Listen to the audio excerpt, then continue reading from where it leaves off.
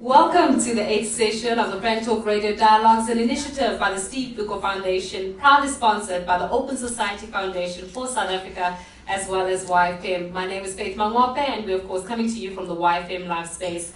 Now, the series of events which led to hundreds of young people taking a stand against a system which sought to oppress them includes a decision taken by the then government during the actual 1975 economic depression, to provide 644 rand for a white child's education, but only 42 rand for a black child.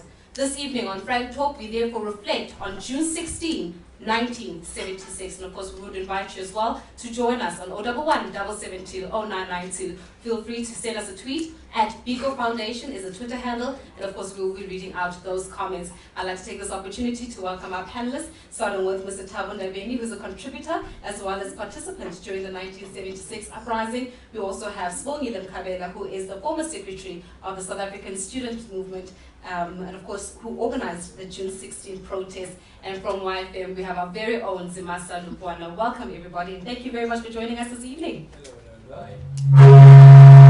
I'd actually like to kick off discussions there, in fact, starting with you, Mr. Ndabeni, speaking about when the Department of Bantu Education announced that it was removing the standard 6 year from primary schools. What happened is that in 1976, 257,505 pupils enrolled in Form 1, but there was only space for 38,000. Of course, we can imagine the chaos. Of course, it's meaning that many remained at primary school level. As a young person at the time, what was the atmosphere like? Can you kindly take us through the atmosphere as well as what took place on the 16th of June, 1976?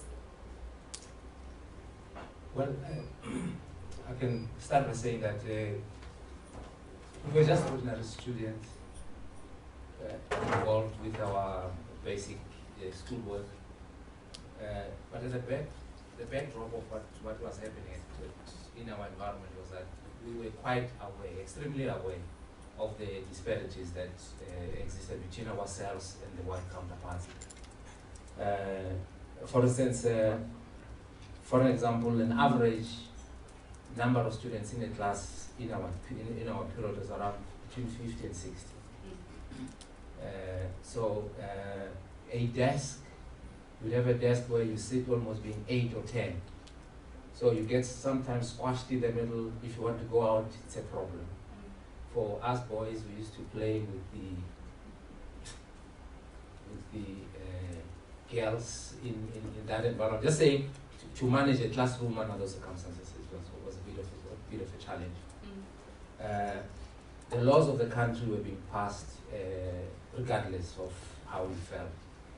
But from a point of someone like mine, speaking for myself, I had read a lot at that particular time. I was a member of SASM since 1975, so and have read lots of books on philosophy and so on. So, what was happening was something that would agitate you to do something. So, what happened on the 16th was really just a culmination of pent-up pressure that has been building over some time. I always refer to June 16 as I mean, say, take for instance Soweto as a pressure cooker.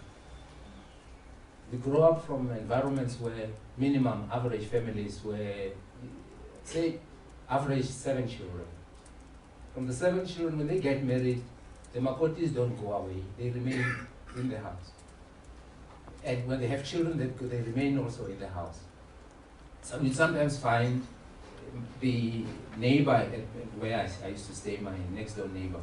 Fortunately, at home we were only 2 sons, so there was no. The scenario I'm painting I didn't experience, but I'm saying next door. When people went to sleep, they would first, the ones that are sleeping in the one room would sleep and finish the beds and the floor. Then they'd go to the beds and the floor in the next room, then go to the dining room, fill up the floor under the table and everywhere. The last to sleep were the ones in the kitchen. 20, 30 people sleeping there. Under those circumstances, it's just a question of time. You don't need any instigation. You just need some match that would light the powder keg and you have the explosion that way. Now, Mamsbongile, Biko said in 1976 that the most potent weapon of the oppressed is the mind of the oppressed. oftentimes you highlight the role of young people in the uprising. Was that because adults, and particularly parents, felt defeated? Well, we highlight, I suppose, the role of young people because they're the forefront, and not because the parents were defeated.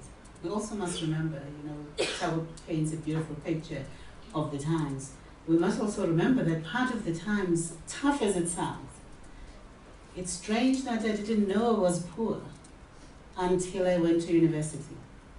And at university, started saying, okay, looks like I've got all the elements of poverty. So in some ways, we had adults who had provided very well, who had provided not only socially, but also psychologically, emotionally, as well as educationally, because for our ages and for the kind of education we had, we're fairly advanced and fairly informed in terms of what was going on and what our responsibilities were. So the reality is the issue of education. Now, if you take a young person who's fairly informed, who's well-read, who grows up in a very caring community, the churches were caring, youth clubs, all of us were part of something. I don't remember not being part of something. Either I'm waking up in the morning on a Saturday to go to the youth club, or I'm going to the junior youth club to work with the younger ones. I'm going on Sunday to SASM meetings. We were very, very busy. And all of that busyness was part of our own intellectual training. And therefore, once it's not the adults who took it to the streets, it's us who took the streets. You have to see us as products of those adults who were not on the streets, but who subsequently took to the streets. Because if you look at the protests after June 16, you then have adults saying, our children are not going to die. We're going to stay away from work. So you have a different kind, there are protests from 1976 through probably to the banning of all organizations in 1977 in October the 19th. It's ongoing activity, and it's not just the kids, it's everyone. And I think I want to underline that because I think we're getting to a point where we're separating too much things that belong together. And once you separate so much, you begin to lose meaning in any of those things. Mm. Oftentimes you do talk about the role of the South African Students' Movement, but for a young person that is listening in, for the first time, hearing that name resonate, what was the South African Students' Movement? What was its mandate? And of course, it played quite a pivotal role in the June 16, 1976 uprising. Well, I was part of the student movement as so was Thabo, but we were also part of the student Christian movement. We're also part of the debating society. I'm trying to paint for you a picture of a number of organizations that interacted in our lives and informed and influenced who we were. So when we took off to the streets, it wasn't just the student Christian movement, the students' movement, SASM, that took off. And remember also, when you look at SASM, it's difficult to look at it outside of SASO. And SASO, that's where you have Stephen Bantuliko and those who were our senior and were at the university at the time. They were fighting different wars with NUSAS and so on, so there were battles going on there. And they, in essence, gave back to SASM, which was their baby. And at SASM level, our level of organization was completely unbelievable. It was unbelievable because, at the end of the day, there are stones thrown and so on, but when you look at us on June the 13th, when we gathered, was it at DOCC? At DOCC. When we gathered at DOCC on a Sunday afternoon, how many young people on Sunday afternoon decide, you know what, we're gathering to discuss issues of education. And when we resolved on that day that we will organize the entire student body, everybody who was at high school level, to be on the street and protest peacefully. And we had the confidence that we could. Part of it was the level of discipline that we exercised at the time, and how, I think to a large extent, we are allowed to lead. And I think sometimes we don't allow young people to lead responsibly. And we felt responsible. Yes, we're young kids, so at the same time, we're very, and I hope young people remain with us. That time when you're very romantic about life, where you're seeing things where you can change the world. And we felt it in our belly that we could. Were you not scared? We were more, I think we were more determined than scared. more determined than scared. And I think we, at that time, we probably underestimated how tough the system was. We underestimated how evil. We romanticized what we were capable of, because as I was saying, the books we are reading, understanding civil rights movement in the United States, understanding it's not yet Uhuru, reading all those books at that time. Voluntarily, we spend our Saturdays reading books, and some would say today it's kind of nerdy behavior, that's what it was. But it also has its own, dysfunctions.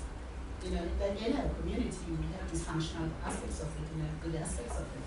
But when we gathered on that day, it was determination that as a Black, remember, I'm a product also of Black consciousness, of Black education, of Black theology. So when I go to church, I had priests who taught me Black Jesus, who taught me the scriptures from the Black perspective, from my perspective. So as a young Black girl, I'm proud, and I'm holding my head high. But if going forward, what was the outcome that everyone envisioned? What was the common goal that everyone saw at the end of it all? This is what we wanted to achieve. You want to take that? I think the primary thing that we, on that particular day, the only objective we had was to make our voice heard. That we as a collective are unhappy with what is happening, and therefore would like to show in terms of numbers, going out there and indicating our level of resistance to what was happening. And by the way, I also say to people, it was not that Afrikaans was a difficult language to learn. Yeah. We used to, I got very good symbols in Afrikaans at a certain point. The issue was not that Afrikaans was difficult, it was that it was a forced language on us. So we wanted just to demonstrate our resistance and refusal to be forced on to study on a language that we did not want. And I think I was saying that's so important because it's important for us to remember. 2016 was for education. It wasn't a fight against education. It was one that we have a right and we claim our right to be educated in the best way possible. We also, we spend time looking at Southern Africa and say, Southern Africa and beyond, and saying, what am I going to do with Afrikaans? I'm going to learn it in South Africa. I might not live in this country all my life. What am I going to be doing beyond that? So we were able to anticipate our growth and what we anticipated of ourselves. And so the protest against Afrikaans was also about cultural domination. Was the fact that it was getting to a point where the one thing that our parents had at least ensured we get, which was good education, was being taken away from us. And remember, and someone said this very thing that I think is very important, Bantu education doesn't start until probably after June 16. Because before that, you had teachers who were determined to give us the right stuff, to educate us in the right way. And we were expected to be in class from 8 o'clock in the morning to 4 p.m. in the afternoon, no bother. And therefore they had enough time to train young people who understood what's there for the examination. The white man wants to know, 1, 2, 3, so tell him that. You need to know for your life these following facts. This is what makes you who you are. So these were the teachers. The system worked because it had not, the system is a system. It had good teachers. It had good principles. It had people who were invested in our education, who saw their own success reflected in our success. So if we failed, they would feel they failed. So they took ownership of the students. They took too much ownership. Too much ownership. We were not allowed to be in the streets, and they took too much ownership. But that was okay. That was part of parenting. So you have your parents to parent you, you have your teachers parenting you, you have the community parenting you. I think we're a spoiled generation. We were so well parented, and so much was expected of us. Tell me, you were saying? No, I was just saying, SASO contributed immensely to our overall development. The students that were dismissed or expelled from TEFLO 72, 73, they ended up being our teachers. Amongst them, I can quote J.K. Sidibe, who was a history teacher at our school.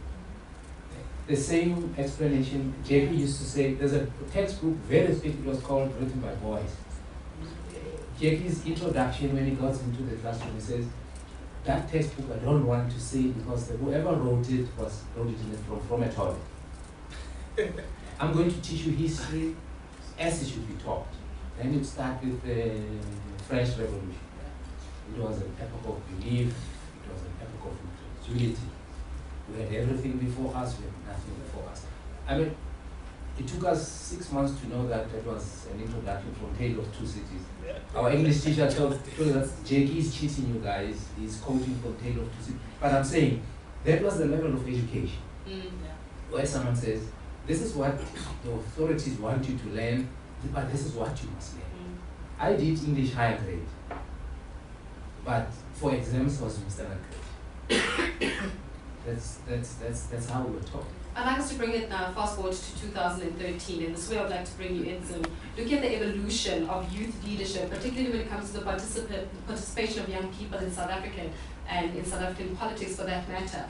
If we had to have a case of same script with different casts, do you think that the young people of 2013 would be able to mobilize themselves in such a way of effectively carrying out their grievances towards a system that we're looking at is trying to oppress them? One case in point, education, or should I say good quality education? I feel that's a bit of a leading question, but I'll try to answer it as best I can. No, I feel that we're too fragmented.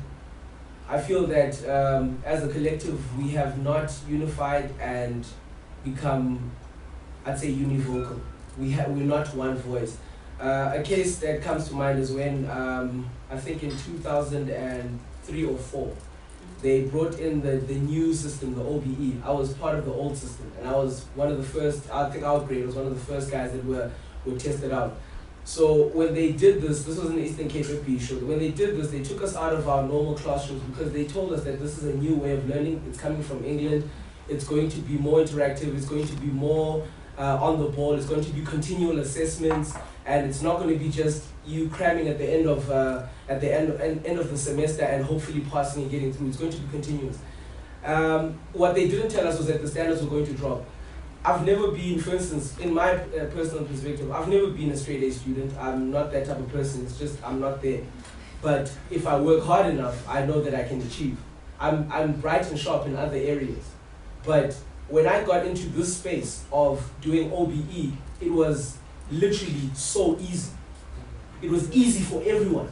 If I'd say old system and new system, if I was doing OBE, I was literally getting A's for maths. But in the old system, I was getting C's and almost B's. For me, it felt too easy. It felt like we're cheating the system. Subsequently, we wrote the system. We wrote it for about a term. And at the end of this term, our teachers looked at us and said, guys, we can't be serious. Everyone is getting literally, guys that were getting B's are getting C's. Guys that were getting C's are getting A's. Do you guys feel, they posed it to us and said, do you guys feel that this system works? Is this challenging for you? And we said no. But because the education department at the time was coming down on us and saying that and I was at a former Model C school, they said, look, because all the former Model C schools have to accommodate people that obviously are slow learners and so on and so forth. But to answer your question, at the current stage, I don't feel that we are univocal. Yeah. All right, we are having 8th session of the Frank Talk Radio Dialogue, speaking about in June 16, 1976 was the most important part, looking at how young people can now begin passing the baton and identifying our new struggle, which is of course economic emancipation. Join us, and of course we'll be back straight after this. And we're back. Quick break, that one. Let's talk a little bit about an article that Professor Kwandile Nkondo wrote, and he speaks about the need to grow a new kind of youth, which is a way of dignity and destiny. One that understands its need for quality education, and when you're looking at how young people now need to start taking pride in their education. Mamsibongile, do you think that young people today share that awareness? Of education? Yes, and the need for good quality education, but not only that, but dignity even. You see, I don't know how much to put onto young people and how much to put onto us. Because it's very, I'm amazed that you could actually say it was too easy. Because kids like easy things. I think what made things different at the time is the fact that the bar was set, and it was set very high. So from the beginning, you were challenged. So I'm not sure it's young people who are not, proactive, or it's the fact that the parents have given up on their children, the teachers have given up on them. I mean, I was talking to young people the other day in Soweto, and I was saying to them, listen guys, if there's one thing you've got to learn is to swim against currents. At the moment, if you are raping, if you're not going to school, if you are in prison and you are young and you are black, that's what is expected of you. It is something different when you begin to do A's, when you begin to take your work seriously, but we're putting it on them as opposed to, my mother will kill me. If I come home with a C, my mother will kill me. But we're in this education system that says, you don't fail, we condone you. And you must never say a child fails. They haven't achieved. You haven't achieved. You haven't achieved. You can't fail. You just haven't achieved. So I think the bar is set very low for our children, and I think we need to. We need to up the game. I also, just to add on, I feel that from my perspective and how I grew up, I always felt that I looked at the people around me and I looked at, I would say, the involvement of the parents in simple matters like parent-teachers association, in things like coming to teacher evenings, and I would be saddened. I did not know why. Maybe it was socioeconomic reasoning, but I never knew why our black parents would never be at meetings. You'd find that we get to a meeting in a class, and the class is 50-50. It's white and it's black, 50-50. And you find that there literally are 50% white parents and there's about 10% black parents that could make it. And that also translates into a lot, because you feel like your parents are detached from the education process, because all you do is that you go to school, you bring home a report, and that detaches. So sometimes they may not even see the report, because you feel that if they're not invested or they don't show to be more invested in you, then you also lose that zest to study and to show them that, look, I'm passing. So I think those are things that obviously affect and that have changed from back then to when everyone was a teacher to now, where it's you and school and the teacher and the parents somewhat involved. And I'm generalizing. I know I'm generalizing, but that's what I saw in my case. And then also when we're looking at how it almost as if the profile of the post-1994 youth leader, do you think it has been adequately identified and we can describe it adequately? I'm going to address this question to you, Thabo. I don't think so. You see, the problem here is that we pay too much attention. We're trying to describe a youth as though youth is a separate part of society, the rest of society. We go back to say, whatever ills that are affecting the current youth, we are responsible. We must accept that we're coming from like children of war. From a war situation, in this country we've never had an opportunity to debrief ourselves, to say, war has come to an end, we need to relate to each other differently. What you find is parents who think that they will become activists even at home. You are going to leave the same, from age 18 going forward, I virtually was responsible for myself. I was on the run all the time.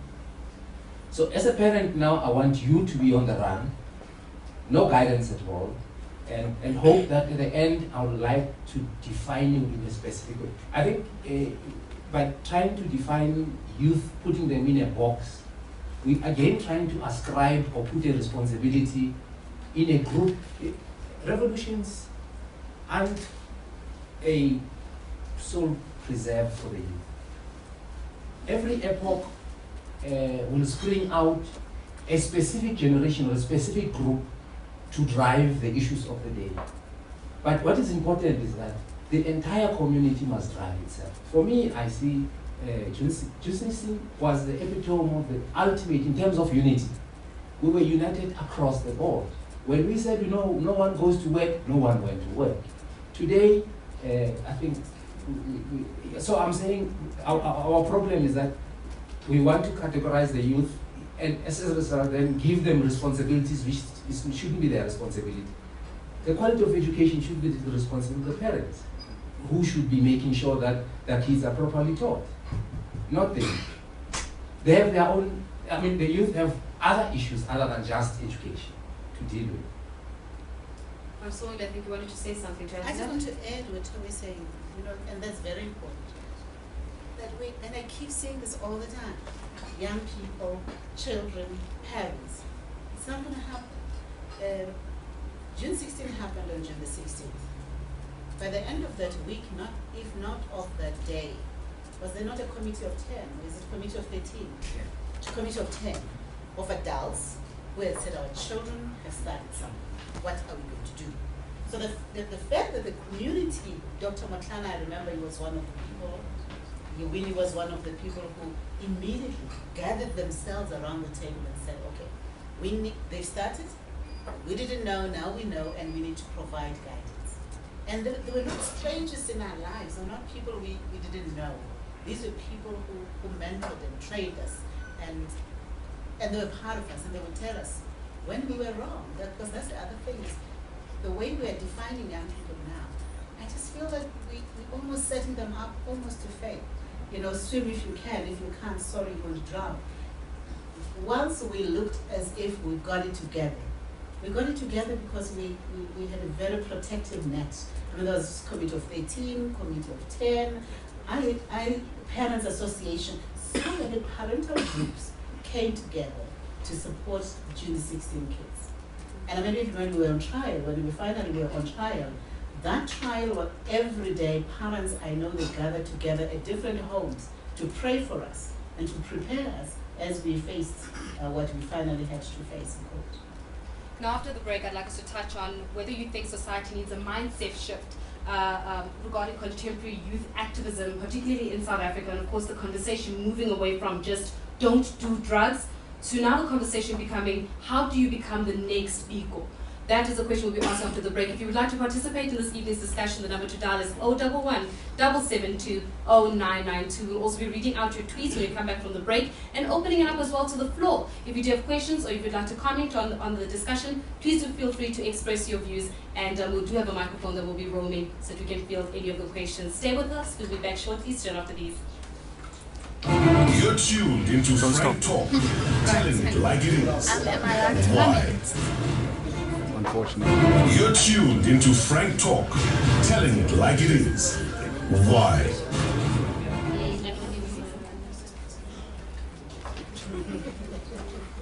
And we're back, speaking about the need for a mindset shift.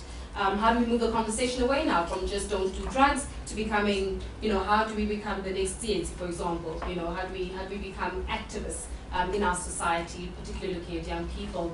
Starting with you, Zim. I think we are in an age where a lot of stuff needs to become cool for us to be involved in.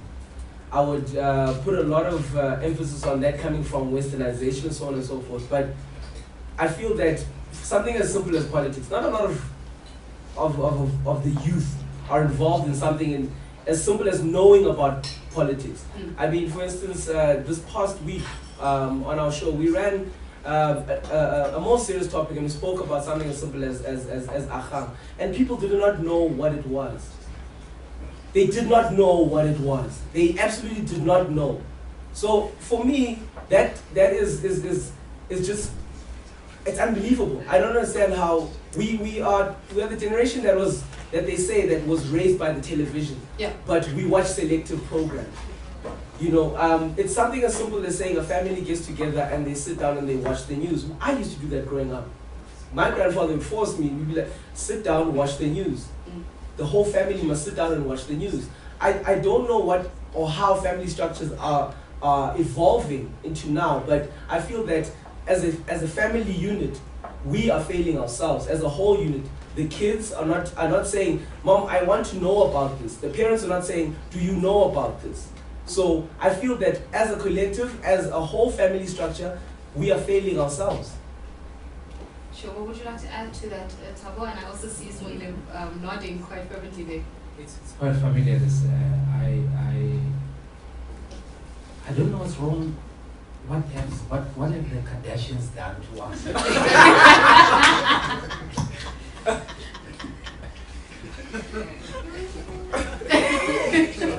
No, you can go ahead. We can hear you now. Serious. If people can watch people arguing an argument in the kitchen, Living their lives. sort of, and we spend hours on that, then you want to change the channel to CNN or to Al Jazeera, people frown at you. I'm just saying, I think again, it's again the responsibility in the family. You need to be able, parents, us as parents, because whatever wrong is wrong, whatever wrong we find today, we are responsible. We need to be able to insist on certain things, because that's how we were raised also. We were raised in a manner that in the morning there has to be a newspaper, you must read the newspaper. Don't just go to the star horoscope and then you read the newspaper so that you know what's going on. And then thereafter then you can go and do whatever else you want to do. I'm just saying, the family, we as parents are not taking charge of what is happening within our family settings. And as a result, people do whatever they want to do. I don't find anything wrong with Big Brother, but I don't think you should allow people to watch me. Because I sometimes come into the house and say to them, do you know that the world has come to an end? Look up at me and say, there's someone I'm grooming at my house, it's my grandson. He sits with me, I say to him, I want to watch news. He knows which channels to press. He's 4 years old. The mother and the aunt and so on, you'll always find them with the wrong channels. All I'm just saying is that the responsibility here is that, look, let me give you an example. You don't have to make me an activist, because that will arise out of the education I get. I spent part of my growing up, I grew up in Kagiso, and in Kagiso people thought that when you go, Joburg was a town where you shouldn't be going because it's rough, etc. But my coming to spend my other time in Soweto to open up my eyes, to say the world is actually bigger than Kruger's. I ended up in Canada, in Quebec. During the struggle, we jumped fences and so on. I ended up in Canada. And when I come back, I realized something I learned from those trips was the object of armed struggle was to force people to get to the negotiating table. It's something I learned in Quebec. So when I come back, I'm a different person altogether. So what I'm just saying is that when education gives you better tools to deal with the challenges that you have in life, if you don't know what your rights are, you'll not be able to stand up for yourself. I think, sorry to cut you off, I think more than anything else, I think what the youth also fails to understand is that activism doesn't mean you need to be political. It means that you could form think tanks where you guys sit and you share ideas. Because a lot of people think that to be active you must be political, and it means that you must affiliate yourself, you must nail your colors to the mast. But it means that you must be active and aware about what's going on in your own country. In your own country. And the funniest thing is that when, for instance, for what I do, I need to know what's going on in the world. And this is not because my job requires me to know what's going on in the world. It's generally that I'd like to know what's going on in the world. If you were to ask me what's going on anywhere in the world, I should know about it. We have the technology. You walk into your house and all you do is that you press a certain channel and you get your brain dumbed down. This is the unfortunate thing. And as I said, Ubab Tawa here, he's saying that you try to fight that as a parent. Parents should be the ones saying, no, let's, I know at my house, at my grandmother's house, we watch the 7 o'clock news and the after 7 news. They are the exact same bulletin, but we'll watch both of them. We will watch the exact same, it's just that the language changes from English to a Nguni language. And that's how parents can become active in getting kids themselves to be proactive in educating themselves and being aware about what's happening in the rest of the world. I'll tell you, there's one thing I want to do for the South African child. Get them out of South Africa. Get them, don't even get them out of South Africa. Get them out of their village and their township. Just one, the comfort zone. Two, the world is bigger than the next bling you've got. The world is bigger than that. Go to other countries. And you don't have to be wearing the latest fashion to seem educated and with it. And I think we've lost something somewhere along the line. But if there's one thing I would do for our children, it's to encourage them to move out, to understand the world just before they take on that bond and that car that's going to tie them all their lives. Going to be paying a bond until my age, so don't rush. I know what you're rushing for. And that car you never own, it devaluates anyway the moment you take it out of the garage anyway. Take your money, travel. Go to Zimbabwe. Go to Mozambique. It's 4 hours from where you are. Go see what's going on in Mozambique. Taste the food that people eat. Experience life. Take the marrow out of life. Suck the marrow out. I don't know what to say. I'm just like, just expand yourself, because I can't handle how, with all the oppression and restrictions we had a better worldview. And yet there are kids who've got worldview in their cell phones, literally in their cell phones. And yet there are people who tell you, I've never been to the sea, and they live in KwaZulu-Natal. I don't understand, because that's not poverty. So I think there's a poverty of the mind that Steve Biko talks about. And I think that's where we are. It's a poverty of the mind, which makes our options even more limited than they would be. But is our children imitating us, the parents? We wanting the next BMW stand outside the gate. I want to have the car that I drive to work and the car that I drive to church. And they're imitating those values. And they're wrong values, because nobody cares. I promise you, when you're dead, nobody cares which car you drove. We're all trying to figure out, who were you exactly? And it's not about the car. So I think we need to, I think young people, we've failed where we've failed. But young people need to take these opportunities that are now open to. I promise you, on Friday after work, get into your car, drive to Maputo. 4 hours you're there. Produce your passport. You're on the other side. Different life experience. Completely different. Young people are in the streets, marketing also. South Africa is so structured that everything you have to buy from a mall. Go to a place where you can buy your prawns in the streets, where you can have the young men going to the sea, to the ocean in the morning and bring your prawns. Do that. Go to any other country. Go to see at least your Africa.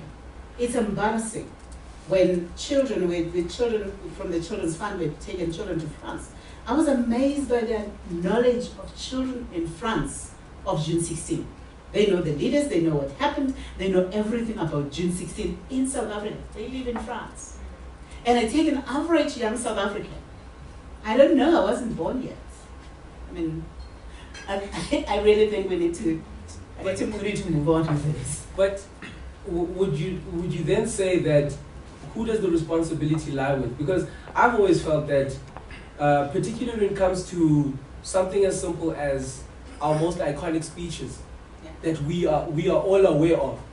Why are those not included in our syllabus in history? Something as simple as that.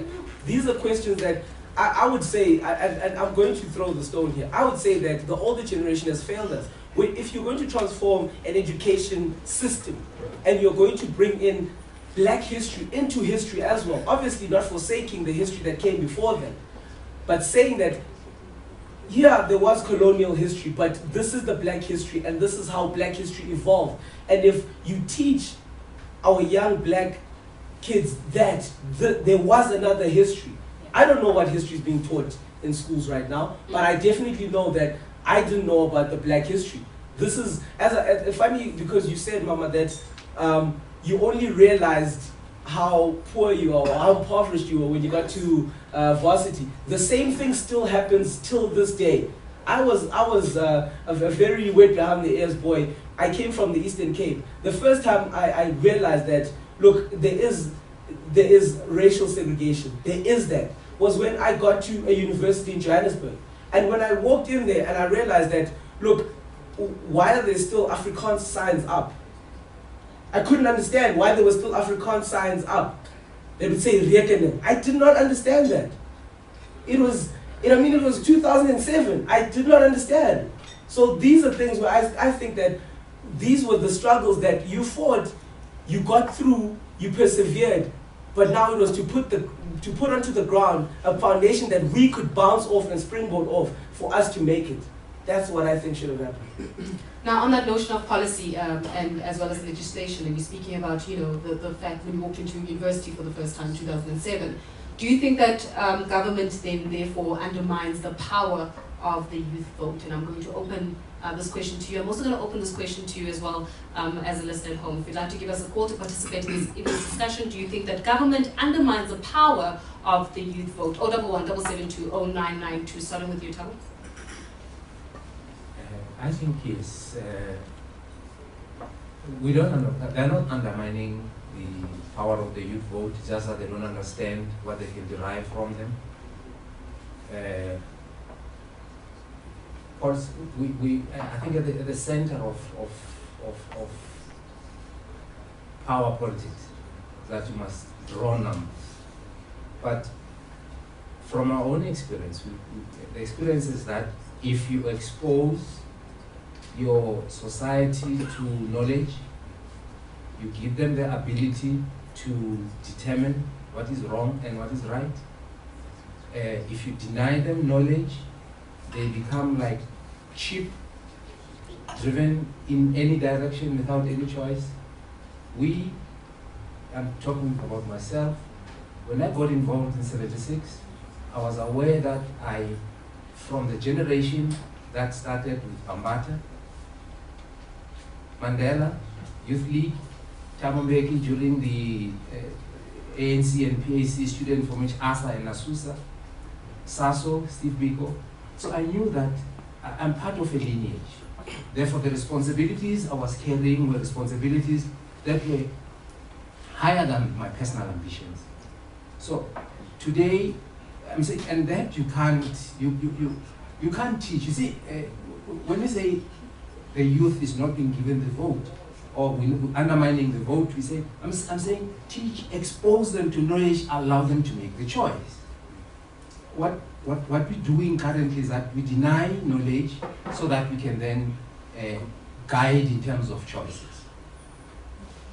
But when you say guide, whereas I see enslave, because I think we need to move away from euphemisms. I think we need to be straight. I think we need to realize that we have a serious problem. And the problem is education.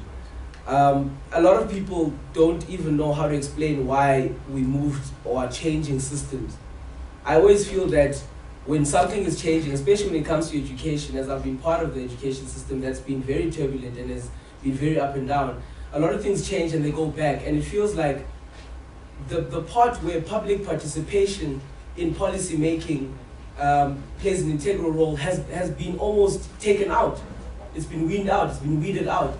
And whereas something as simple as a language change or extra classes or something like that would involve parents, and you need to go get a slip to get parents to come in and say, yes, I would like my son to be in extra maths. Something as simple as that. I feel that if we want, and I keep stressing this point, if in this country we want to grow industries and we want to be greater and bigger and move to a secondary sector economy, we need people that are going to make things. We cannot be so dependent on commodities. We need people that are going to make things. And if those people are going to come from education, educated people, skilled labor is the next step. And if we're not making that fast enough, we are going for a serious crash. I think South Africa, we have a problem. We have a government that's party political. It's not in its interest to have its young people educated. It's not in its interest. The more educated you become, the more of a voice you will become, the more organized you will become. It's not in its interest. That's why it's the role of civic bodies. The one thing all of our politics tend to want to move one route. Someone wants to sit in parliament. Well, that's the best way of disempowering society. There is a whole role for grassroots organization, for people, for teachers, for people to stay on the ground and educate on the ground, so that you are able to hold government accountable. You can't work it the other way around. You can't say, government, give us the tools to hold you accountable. Doesn't matter which government in the world, it will not give you the tools to hold itself accountable. So what do? You organize civic bodies, you organize labor, you organize Bomama Bomanyano, you organize people, you talk. I mean, our communities are so organized. There's so many platforms where we can work with our people, educate our people, our young people. Our young people really should be spending time, instead of spending time in self-absorbed, some soapy or somewhere, and trying to relive the lives of some people who are made up in American television. I mean, it's disgusting. That's not what we should be doing. We should be using our platforms to sit with our older people and help them understand. But you come back to industries. Industry is going to look for what industry is looking for. And capitalism is not in any way going to be looking for broad-based, mass-based kind of. It's too expensive. One, people go and protest, so they're going to go in more and more machinery and so on, unless young people are creating their own industries. And that's why I'm pushing for South African young people. Go to some other countries out there and see machinists, not sitting in any fancy place, sitting in the street and saying, Baba, can you buy material and I can do a suit for you? And he will, right there, produce and tailor a suit for you that you will think comes straight out of one of the best designers in the world. He's designing it right there in the street. South Africa is so structured, of course, such a structured economy, that the structure of the economy is making it impossible. It's holding us back. It's making it impossible for us to think of alternative ways of surviving. If all of us are going to be queuing up for a job, I'm afraid you're going to be queuing for a long time. I might as well bring my soup kitchen right there at the queue, because I'm going to do it. And actually, with that note, I'd actually like to take us to the phone lines. We've got Refilo from the West Rand. Refilo, good evening. Hello, Refilo. Hello, can you hear me? Yes, we can hear you. Your question, your comment? Yeah, my comment about still the education system in this country. I feel that even though we have been empowered in some way as black people, but you get that on the school, on matric, you've got papers that are African speaking people can write in their own language, which they can understand and elaborate further their thoughts. Whereas we as black people, we have to understand and write everything in a second language. Remember that we still think in our own languages, and we then speak whatever in the English that we were taught. But I think that as well, governments need to look at that. Because why should the African people be given the advantage, and they had the advantage for years and years? Thank you very much for that comment, Refilo. We're going to take a quick break. When we come back, wrapping up this discussion, of course, speaking and reflecting on June 16, 1976, and particularly looking at the youth of 2013. Now, where do we go from here? Stay with us. We'll be back shortly, straight after these. And we're back. 8th session, Frank Talk Radio Dialogues, looking at 1976. We do have a comment from the floor. If you can kindly state your name, your surname, and very quickly your comment. Hi.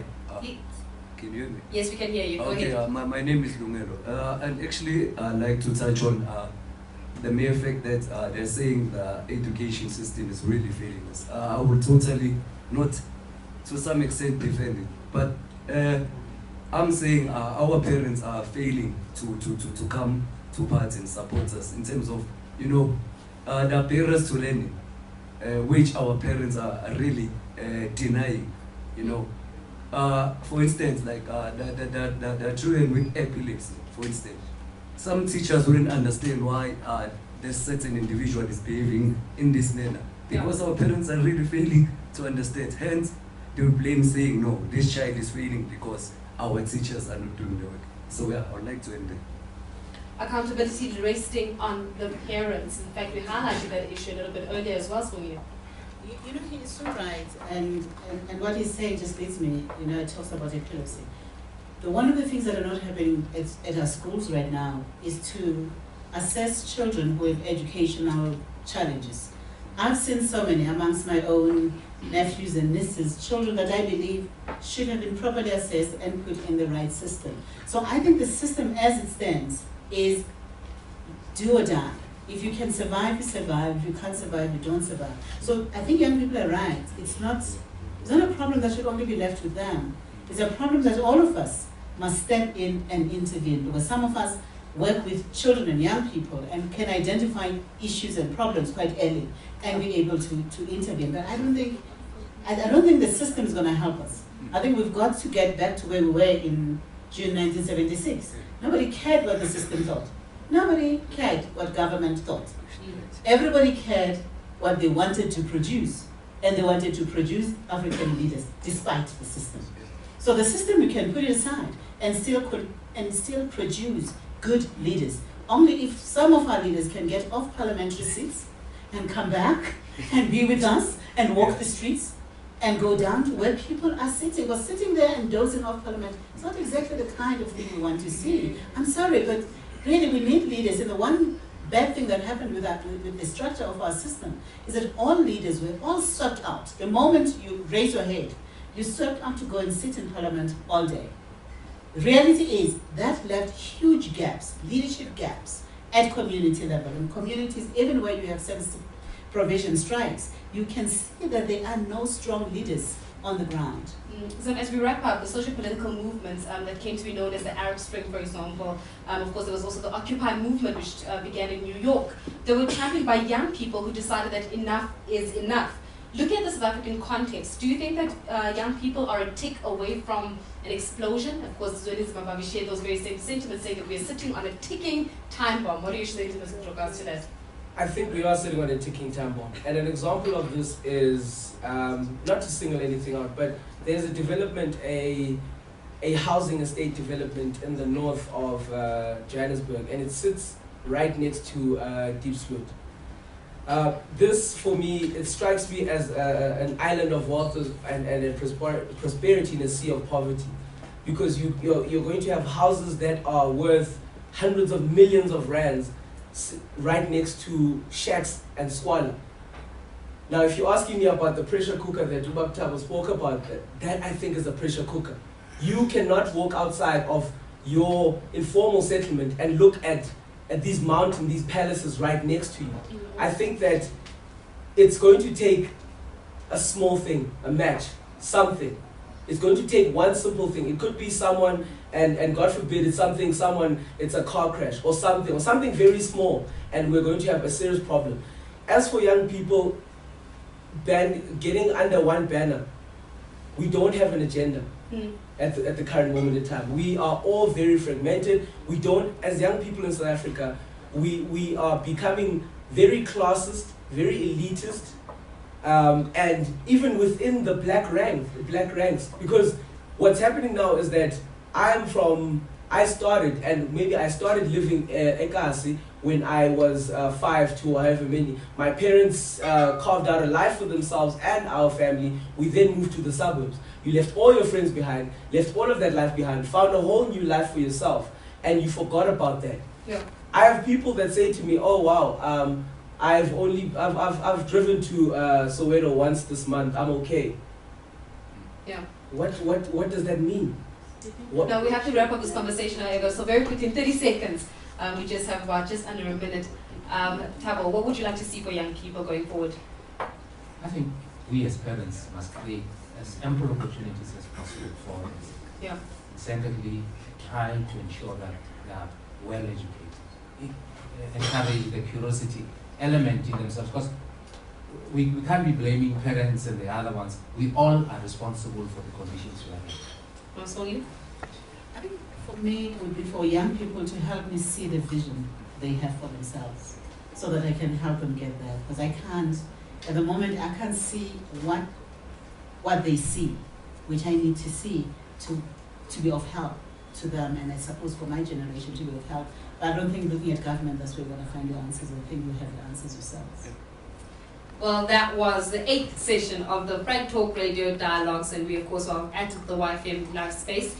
Do join us again for another edition. But I think one message that resonates tonight is the notion of accountability. We all need to stop blaming each other and start becoming accountable for our own South Africa, because really, literally, nobody's going to do it for us. I'd like to take this opportunity to thank my panelists for joining me this evening. This conversation does not end there, because we will be opening up the floor to field all of the questions, and I know that our audience here has been waiting in great anticipation to be able to contribute to this evening's discussion. But until next time, join us again. But from us, good night and God bless.